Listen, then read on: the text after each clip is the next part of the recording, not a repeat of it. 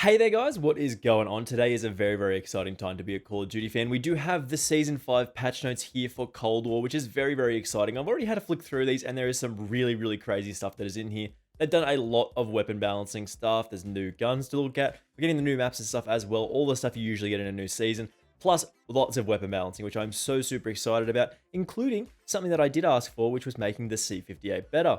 I don't know how good it's actually going to be, but it is definitely an improvement over how it was previously. But just before we do get into the patch notes here, make sure you do hit that subscribe button with those notifications turned on.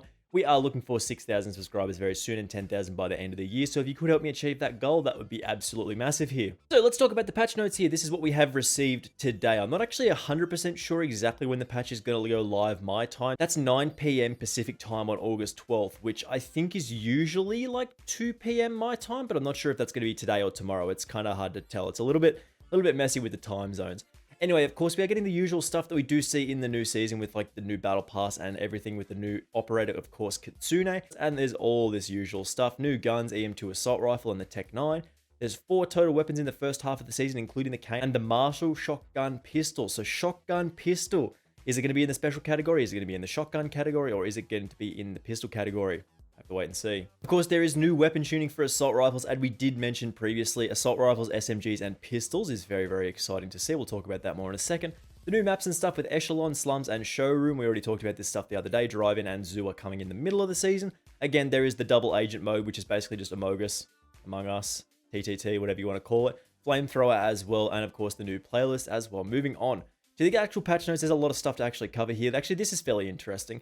This season expands the arsenal even further in Black Ops Cold War and Warzone with the new EM2 Assault Rifle, Tec-9 Variable Fire SMG. So this tells me that you're probably going to be able to fire this as a single shot, like SMG style weapon, or also you're going to be able to use this automatically with a slightly slower fire rate, I guess. We'll have to wait and see with this. And then there is the cane. Later on in the season, players can get their hands on the Marshall shotgun pistol via the in-game challenge. So again, it doesn't say which category this is going to be in. It's a shotgun, it's a pistol, or is it a special weapon? We just don't know yet. So to the actual patch notes here, we do have, as I said, that weapon tuning. With the start of Season 5, they are making some tuning adjustments to several assault rifles, 2 SMGs, and the dual-wield pistols, which are some of my favorite weapons, and it's a little sad, but it is what it is here. This includes the XM4, which is always good to see, including a couple of new attachments for that thing. The QBZ, which I've always said needs a little bit of a buff. A massive buff to the FFAR 1, the Groza, FFAR 83, the C58, which I have been calling for since that thing came out, the KSP 45, which is a bit of a nerf, which is a little sad, and the LC 10, which we did call out the other day. The weapon tuning, though, this is what we are here for today. And a little bit of a heads up to one of the videos that we're going to be making very soon, the AK-47, still absolutely broken and even better with this patch. Of course, we do have here, as I said, there is the weapon tuning, and for all assault rifles, they have reduced the bullet velocity penalty on the agency suppressor and the suppressor attachment, which is really nice. Agency suppressor is 30% to 15%, and the suppressor is 15% to 8%. So there is a much better reason to use a suppressor on most assault rifles now, as the penalty is definitely less. Here, it does say that they are making several adjustments to the XM4 to assist with its handling, as well as a unique attachment, which is really cool. As this is a weapon that is used by pretty much everyone across the board, they are making specific attachment choices to appeal to players of all skill levels, which is really nice. They have increased the reload speed from 2.6 to 2.5 seconds. That is the standard reload time. They're increasing the vertical recoil control that you do get from the infantry compensator, which is one of our attachments of choice, from 12% to 15%. Nice for that extra recoil. The horizontal recoil control that you do get from said, the penalty is reduced from 8% to 5%, which is super strong. Then the reload quickness on the jungle style mag from 20% to 30%. This is an interesting change as well. It seems like there's going to be a little bit of variety with the sort of magazine attachments with this thing, including removing the ADS time penalty from the 40 round speed bag. That is really significant here. Being able to reload faster and have more bullets is so super strong, so I feel like the 40 round speed bag is going to be our attachment of choice here. However, as a result, they have reduced the extra ammo that you do get from that speed mag from 10 to 5, which is not too big of a deal. It just means you'll have to sort of have scavenger as well. They've also changed the salvo 50 round fast mag to a 45 round fast mag, which is again not too big of a deal, but they have reduced the ADS penalty from that magazine from 25% to 12%. So that is a more viable option as well, and you're going to have a faster aim down sight speed pretty much across the board as a result of these magazine attachment changes. As I said, they also did add a new attachment for this, which is the SAS mag clamp to the B-Ops mini clamp attachment. This attachment does increase your reload speed by 50%, improves your ADS speed by 10%, and provides an additional starting magazine, but it does reduce your maximum magazine ammo capacity from 30 to 25. So this is a very, very interesting attachment here, and I would have loved to have seen attachments like this from the start. Things that do something a little bit different and making not all the weapons exactly the same with the attachments. That would have been a nice little variety, and hopefully when we do get into the new Call of Duty, there is a lot more variety with these attachments here. Again, the QBZ has had its reduced vertical recoil by 10%. That's a really easy change. That's a really, really simple stuff. It is a decently fast killing weapon as it is, so this is going to be a little bit better to use, a little bit more appealing. I would have liked to have seen something that did push it a little bit further than just a little bit of recoil, but this is a nice boost as well. Now, one of the most interesting changes that we are receiving in this patch is a massive change up to the FFAR 1. This is a buff that I have been calling for literally since the game first came out. I'm like, the FFAR 1, that thing kind of sucks, dude. Anyway, they are making this a very powerful, aggressive, close range option in this game. It is going to be playing like that Assault Rifle SMG style weapon that we have known it to be, but it's actually going to be really effective at doing so. Now it deals 30 damage at 12.7 meters for high damage at shorter range. This is a really nice option. I think it used to do like 27 or 28. So a little bit of extra punch at close range is super strong, as well as increasing that hipfire accuracy by 14%. They've reduced the sprint to fire speed penalty on the Tiger Team Spotlight from 10% to 5%, which is not a super interesting choice, but it is what it is. They've reduced the aim walking movement speed penalty on the Ranger barrel by 20% to 5%. Another very good increase for making this a little bit more mobile here. They've also reduced the effective damage range bonus from the reinforced heavy barrel to 100% to 40%. That's a little bit of a nerf here, but again, as we are mostly using this at close range anyway, that's not too big of a deal here. Similar stuff with the Task Force barrel, again from 50% to 20% in that effective damage range, and the Takedown barrel, which is the one that does increase that damage range from 150% to 80%. So again, a little bit of a nerf there, but again, these barrels are always going to be designed around close range combat, so the FFAR 1 should be very interesting up close now. Definitely something we are going to be taking a look at in the future, so make sure you do hit that subscribe button with those notifications turned on so you don't miss out on the class setup for that. Also, a massive change to the Groza as well. Nothing really to say about its sort of actual damage numbers or range values or anything like that. Making it more easier to use and a little bit more mobile in terms of that handling speed is a really good option here.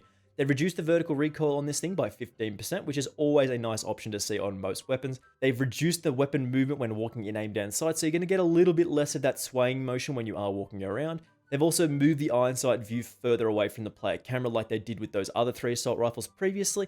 They've increased the horizontal recoil control that you do get from the Spetsnaz grip to 25% from 17, which is a nice boost, and similar effect to the Spetsnaz grip on the vertical side from 7% to 15%. As well as increasing the aim down sight bonus from the Spetsnaz field grip from 15% to 30%. Again, a little bit more variety in these attachments. I mean, we do have another choice in that grip option from maybe the Serpent grip to maybe the Spetsnaz field grip now. We'll have to wait and see here. They've reduced the flinch mitigation on the Spetsnaz field grip from 80% to 70%. It is always nice to get a little bit of flinch resistance though. And again, the last change that we do see here is increasing the sprint to fire time bonus from the KGB pad from 30% to 50%. That is a massive boost, as well as reducing the hip fire penalty from 30% to 20%. Again, an absolutely ridiculously cool boost here. This is a really nice option now. We're going to be looking at the Groza as well, so don't miss out on any of that. FFAR 83 also receiving a little bit of a buff here is very cool as well. They've reduced the initial recoil when firing this thing, which is really strong as well. That initial burst can be a little bit difficult to control sometimes, so being able to control this more easily, again, a very good option here. This is usually going to probably include like the first 1 to 5 bullets probably, so that's not a big deal, but it is a nice option. And then they move the iron sights a little bit further away as well, which is always good, similar to how we have seen previously. Now again, something that I have been calling for since the C58 did come out, we've seen some buffs here. They have completely overhauled the recoil system with this thing, so hopefully it is an absolute laser beam. You basically can't miss shots with this because, as I can see here, it doesn't actually still have that 3-shot kill which we asked for, so we'll have to wait and see how this thing goes. They've also increased the weapon visibility when firing this thing, so that muzzle flash is not going to be as bright here, which is always good as well. And they've increased the damage range from 25 to 30 meters, which is a pretty good option, as well as reducing the effective damage range penalty on the suppressor attachment from 15% to 8%, which again, hopefully this thing is going to be a little bit better than it was previously. KSP getting a little bit of a nerf here is a little sad, but they've reduced the effective damage range a little bit. It's not too significant. You're still going to be able to get those 1-burst kills, hopefully, but again, this is a slight nerf here, which is not ideal. And then the slowed burst fire delay from 0.066 seconds to 0.083 seconds, which is a little bit of a nerf here as well. You're not going to be able to fire off that second burst as quickly. Now, the LC-10 nerfs that we did know about already, we have received a medium damage range from 50 meters to 45 meters. So a little bit of a nerf here. That's fairly significant as this thing was particularly powerful at those medium distances. So bringing that back into range a little bit is quite okay. And then they've increased the recoil on the first and the 12th bullet. So that is a little bit interesting here. So that first shot might kick up a little bit more than you're expecting, which does actually lead to a slightly higher recoil pattern overall. It's going to be fairly similar, but it's just going to be a little bit larger than it used to be. And then dual wielding the pistols, we reduce the movement speed by 5% and reduce the spray speed by 5%, which is a little sad because that is my favorite weapon class in the whole game. That's only with the dual wield, by the way. But it is what it is here. Again, the rest of this is fairly standard stuff with seeing that we are adding the maps, the different modes, the score streak, of course, with the flamethrower. That's going to be cool. The new vehicles and everything. But for the most part, this is stuff that we're not super interested in. This is mostly a video about all of that interesting weapon tuning. So we're going to be very, very excited to test out a lot of this stuff, see what's good, see what's bad, and hopefully make lots and lots of content that you guys are definitely going to enjoy. As I said though, most of you guys watching these videos right now, I know about 80% of you watching this video right now are not subscribed, so if you could take the time to hit that subscribe button with those notifications turned on, that'd be absolutely fantastic for me. I massively appreciate it, and it really does help me out. Of course, we are very much looking forward to Season 5, and I hope to see you there, and of course, I will see you in the next video. Bye!